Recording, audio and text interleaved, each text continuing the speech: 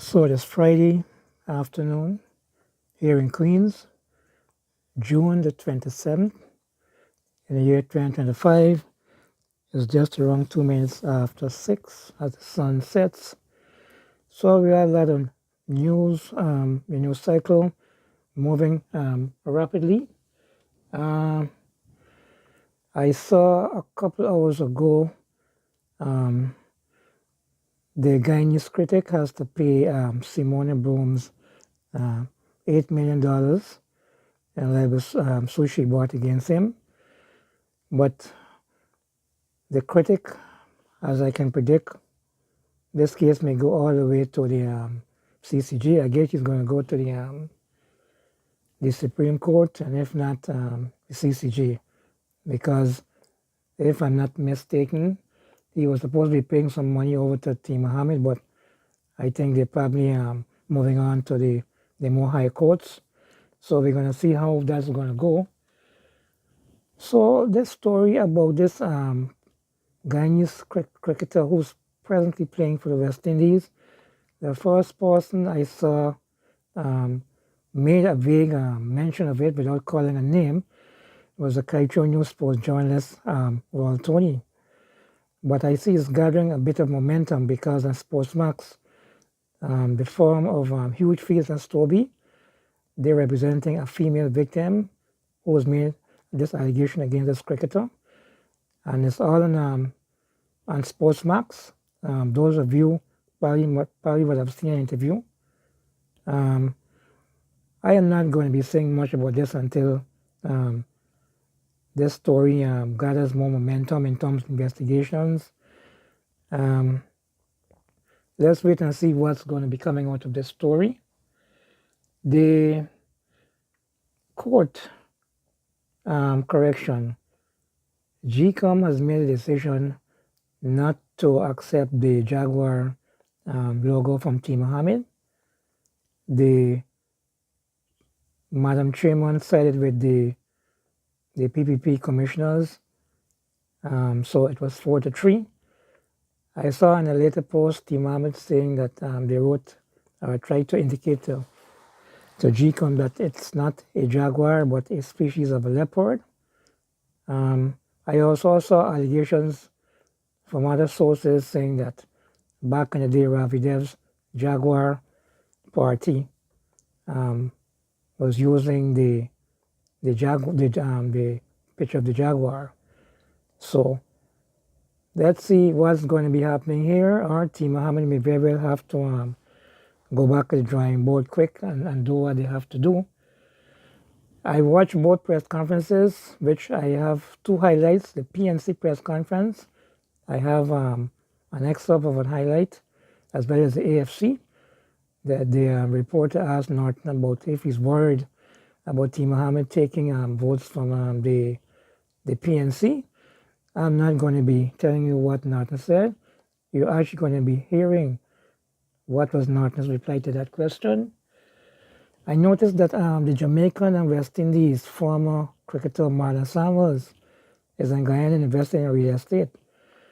I could remember years ago, before I even came here, telling family that real estate is a way to go investment in Guyana. And apparently Marlon Samuel is on board. Touch Diamond. It's going to be these high-end houses between Diamond and Bosby.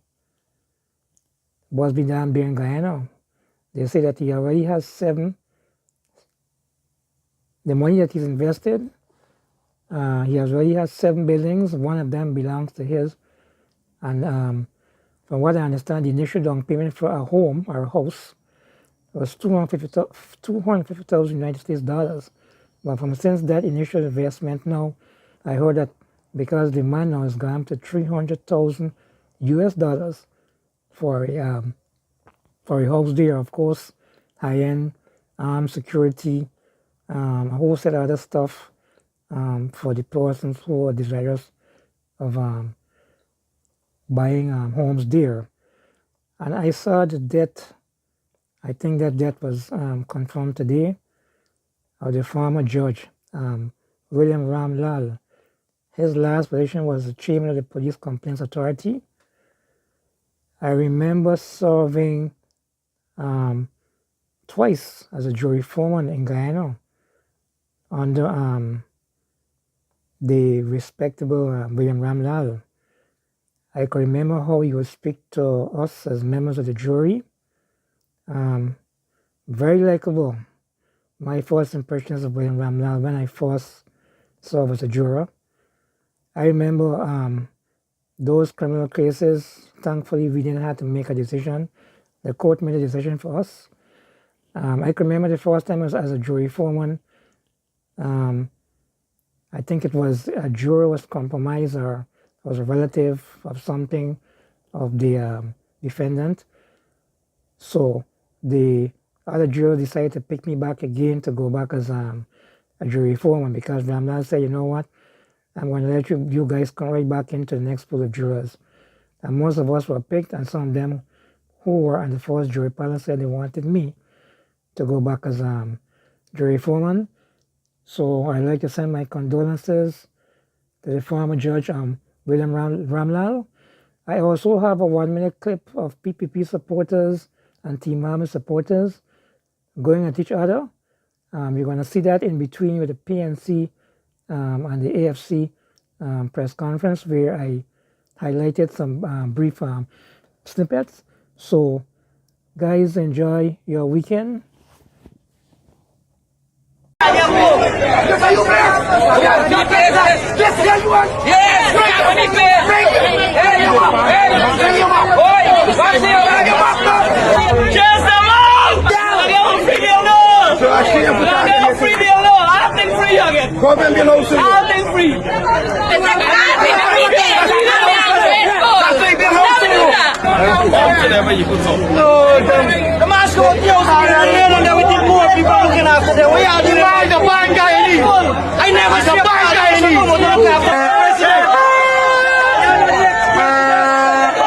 That is the new president, by the new president. The man must go. Section man must go.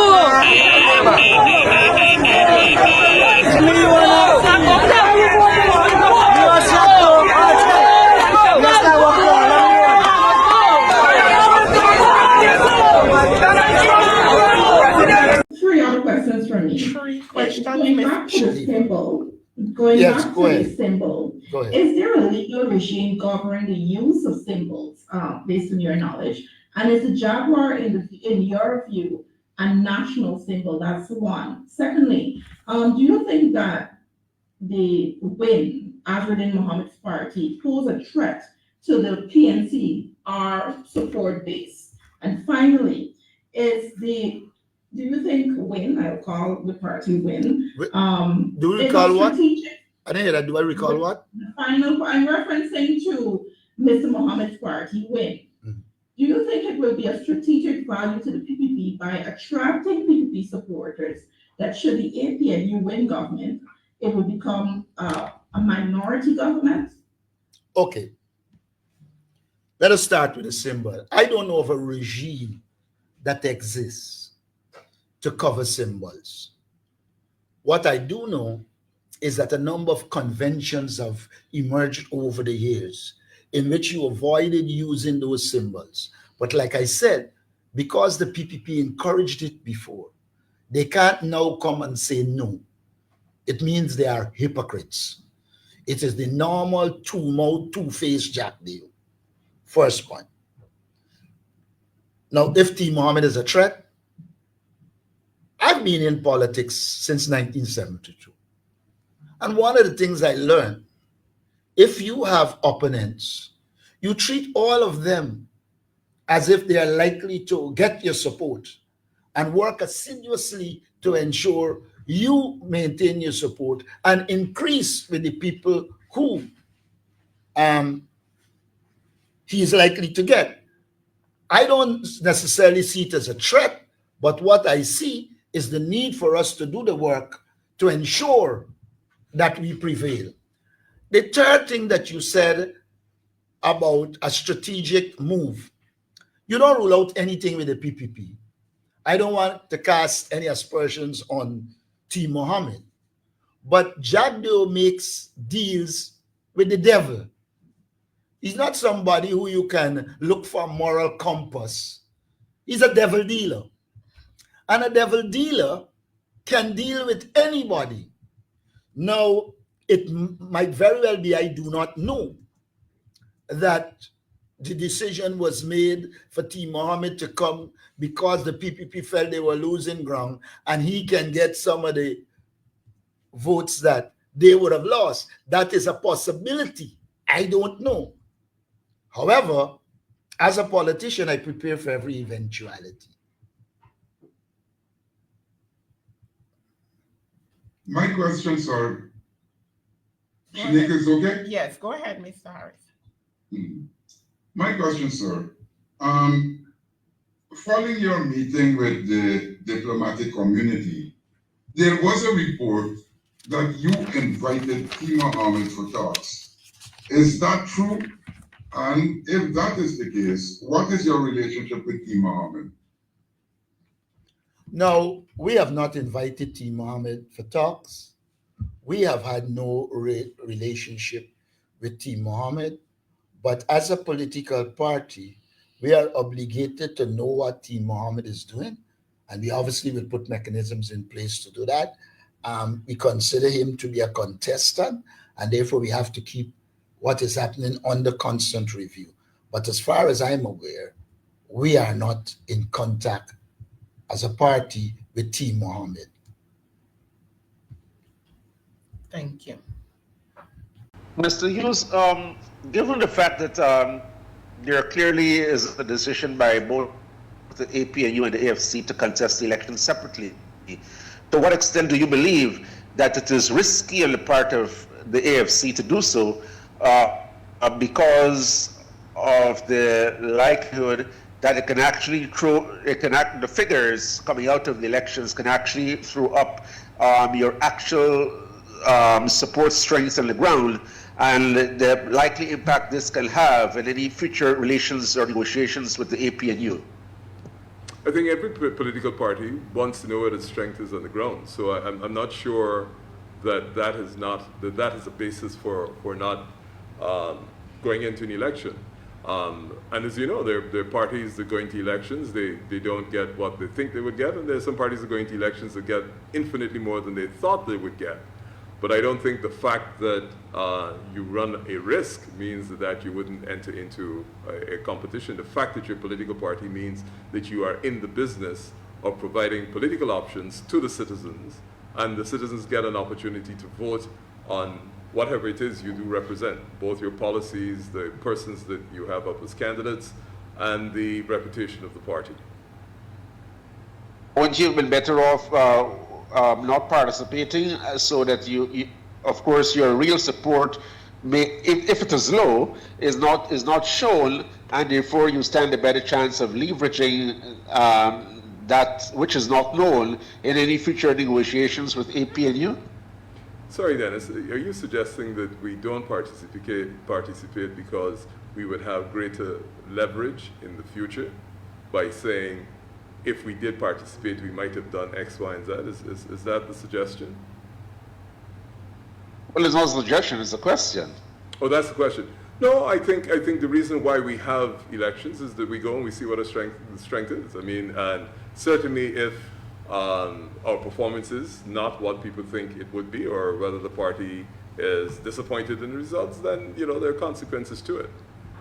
I don't think we can not go simply because there's some speculation as to how we would do. And as a man who believes in data, has long touted the importance of data, or what is your data showing as far as your likely performance at the polls will be? Our data is encouraging. Encouraging is qualitative, not quantitative. What is the quantitative assessment? Well, I'm not going to disclose what our polls have been showing. Like I said, it's encouraging.